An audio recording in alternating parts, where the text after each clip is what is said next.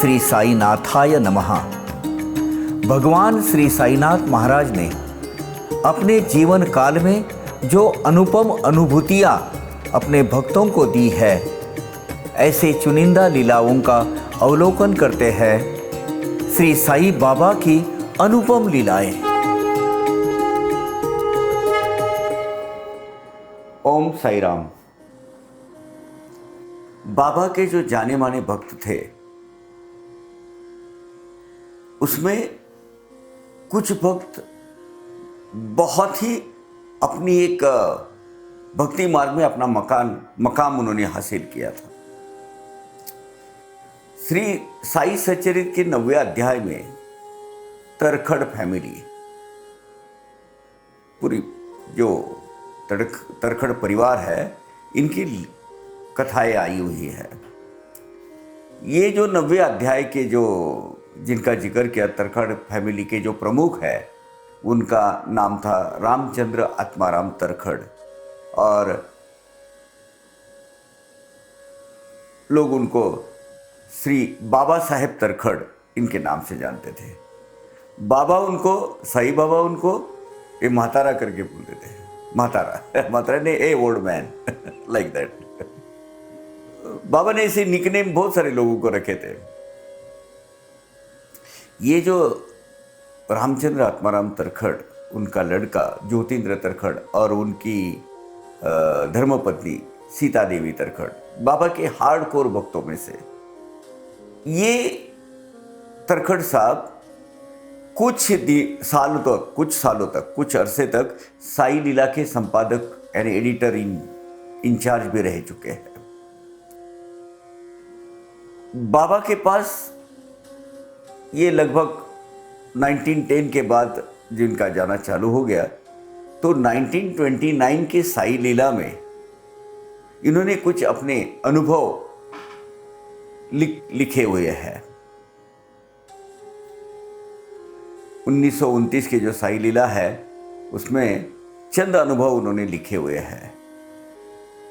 उसमें एक अनुभव बहुत ही उत्कट और हाई लेवल का है, उच्च प्रति का है, उच्च दर्जा का है, ऐसा हमें लगा। तो आप तक वो पहुंचाना हमारा निजी कर्तव्य है। बाबा की जितनी भी लीलाएं हैं, साई लीलाएं, हम आप तक पहुंचाने का एकमात्र उद्देश्य यह है कि बाबा के अंदर जो एक सामर्थ्य, एक आध्यात्मिक शक्ति थी, और वो आध्यात्मिक शक्ति के बलबूते पर बाबा क्या क्या नहीं करते थे, अपने भक्तों के रक्षण के लिए बाबा ने क्या क्या नहीं किया, ये सब कुछ बाबा ही करता धरता है, बाबा ही पालनहार है, बाबा ही तारनहार है, ये जताने के लिए। और भूत मात्र पर बाबा कैसी दया बरताते थे, कैसे दया भाव से पेश आते थे, इसके लिए ये जो लीला है वो बताना आपको ज़रूरी मैं समझता हूँ, हमारी टीम समझती है। हुआ यूँ कि 1911 की जो होली पूर्णिमा, होलिकोत्सव, वो मनाया गया।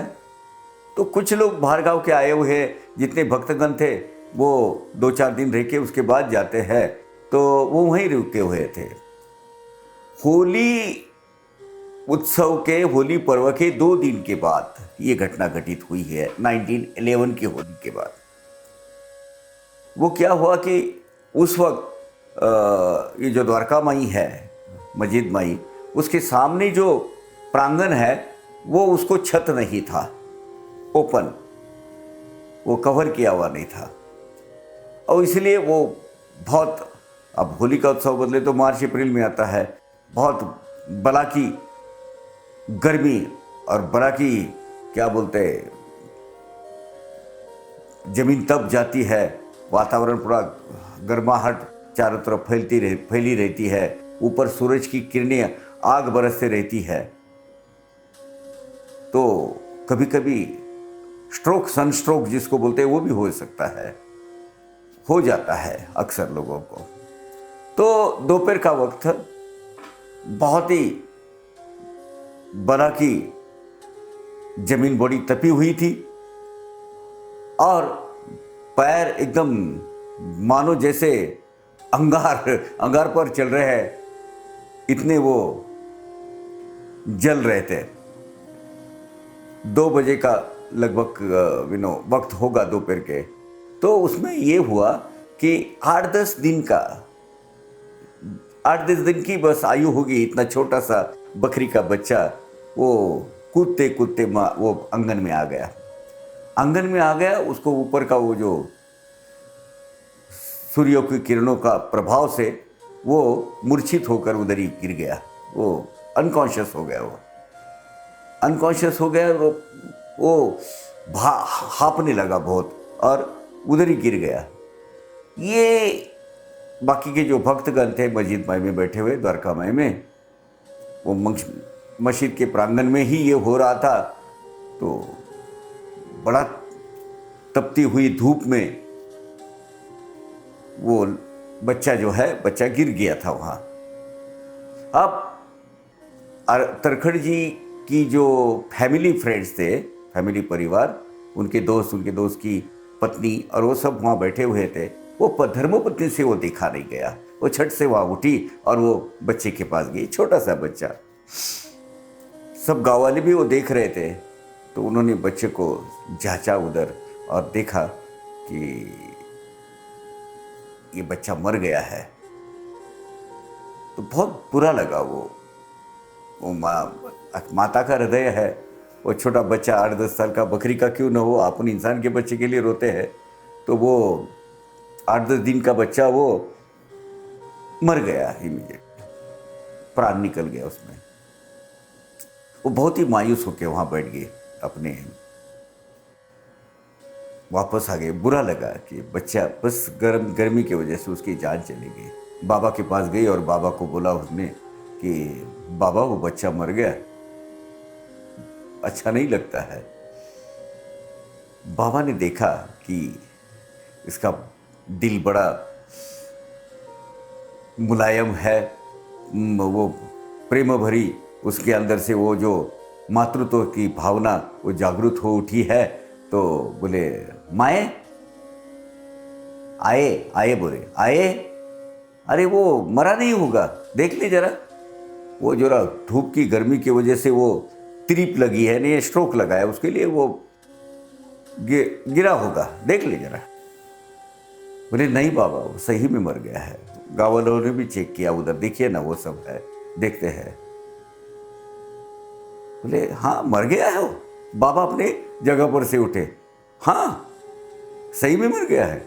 वो गए वहाँ नज़दीक गए, वो पानी लिया थोड़ा सा एक टमरेल में, और वो टमरेल को, बाबा के टमरेल को एक ऐसी वो टोटी रहती थी उसकी, वो टोटे से वो पानी लेके बच्चे के पास गए और बच्चे के पूरे बदन पे उन्होंने वो पानी ऐसा थोड़ा सा छिड़क दिया और उसके मुंह में थोड़ा सा डाला।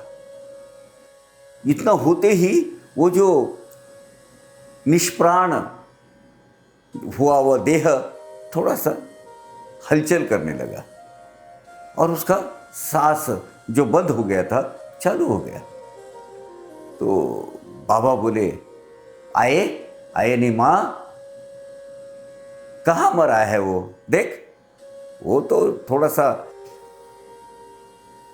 धूप के कारण उसको चक्कर आ गई, वो बेसुध हो गया, देख ले जीवंत हो गया है वो, फिर से जीवित हो गया है वो। बोले नहीं बाबा सही में उसकी सांस नहीं चल रही थी, वो मर गया था। भाई देखो ना, ये बाजू वाले जितने भी गाँवकरी भक्तगण है उन्होंने भी देखा। उसमें से गाँवकरी बोला कि बाबा उसकी सांस कहाँ चल रही थी, सांस तो नहीं चल रही थी। अब ये बच्चे के शरीर में फिर से जान लाई है, इसकी सबको खातरी हो गई। बाबा हल्के से हंसे और बोले चलो चलो यहाँ भीड़ मत करो, अभी वो उठ के चले जाएगा, उसको जरा होश आया है, सावो अपने थोड़ा सा संभालेगा, बैलेंस संभालेगा, वो निकल जाएगा, चलो चलो चलो यहाँ से चलो। और बड़े एक हल्की सी मुस्कान बाबा ने दी। बाबा ने क्या किया पता था, उस बच्चे की, वो बकरी के बच्चे की जान फिर उससे उन्होंने वापस लाई थी अपने उसके देह में, और वो दौड़ता हुआ वो चले गए। ये सब देखकर सब जो उपस्थित थे, द्वारकामाई में बैठे हुए, प्रांगण में खड़े हुए, बड़ा सबको मतलब इन्हें ये देखकर बाबा ने ये क्या करिश्मा किया करके सब आनंद हो गया उधर वातावरण। लेकिन ये हर एक वक्त बाबा नहीं थे। ठीक ऐसा ही प्रसंग एक बार आया है। दूसरा एक ऐसा प्रकार एक घटित हुई थी घटना कि एक गांव का, अपने गांव में एक विधवा औरत थी। उसका एकमात्र अकेला बच्चा 10-12 साल का, उसको सांप ने डस लिया था और वो मरने की कगार पर था या बेहोशी हो गया था। उतने में वो बहुत आधी रात हो गई थी, उसको लगभग आधी रात हो गई थी। और आधी रात में ये जो प्रसंग है बाबा साहब तरखड़ ने लिखित स्वरूप में लिख के रखा है 1920 की साई लीला में। तो बाबा के पास आ गए। माध्यान्ह रात हो गई थी। नॉर्मली बाबा रात में किसी के पास जाना मना था उधर, लेकिन वो माँ का हृदय था, माँ का दिल था, वो जोर जोर से विलाप करने लगी, आक्रोश करने लगी और वो बाबा के पास गई और बोली, बाबा इसको कुछ तीरथ दे दो। आपने जैसे वो बकरे के बच्चे की जान फिर से लाई थी उसके देह में, वैसे मेरे बच्चे की ला लो, मुझे उसको जो आपके झाड़ी का जो पानी है वो पानी पिलाओ, वो मर जाएगा। बाबा कुछ दे नहीं रहे थे उसको, उदी भी नहीं दे रहे थे। और बड़ा मतलब यानी आश्चर्य भरा उलझन में डालने वाला जो बर्ताव बाबा कर रहे थे कि ये बाबा के नॉर्मल बिहेवियर में नहीं बैठ रहता है। तो इतने में मेरे काका साहब दीक्षित आ गए। काका साहब दीक्षित बाजू में बैठे थे। बोले बाबा करो कुछ, वो देखो ना कितनी रो रही है, मैं आपको विनती करता हूँ वो आप उसको जीवित करो, आपके लिए तो ये असंभव ऐसा तो है नहीं, आप कर सकते हो। उन्होंने काका साहब दीक्षित और वो बच्चे की माँ उनको बोले आप उसके आड़े मत आओ, वो गया है। और उनको बोले काका साहब को, भाऊ ये झमेले में तू मत पड़, इस प्रकृति का नियम है और इससे कुछ हो सकता नहीं। उसकी ऑलरेडी आगे उसका प्रवास आगे का शुरुआत हो गई है। लेकिन अभी माँ बड़ी जोर से रो रही थी। एक तो विधवा ऊपर से 10-12 साल का एकमात्र अकेला उसकी संतान उसकी ऐसी गई, तो बड़ा आक्रोश करने लगी वो। और वो देखा नहीं जा रहा था दीक्षित काका से। दीक्षित काका बहुत कोमल हृदय के आदमी। आखिरी में बाबा ने कहा भाऊ, और वो माँ को बोले माँ वो बच्चे की आगे व्यवस्था पूरी हो गई है, वो नए देह में नया देह उसने धारण कर लिया है। अब अगर आप बोलते हो कि भाई इसके शरीर में फिर से वो जान आनी चाहिए, तो उसको वहाँ मृत्यु होना होगा।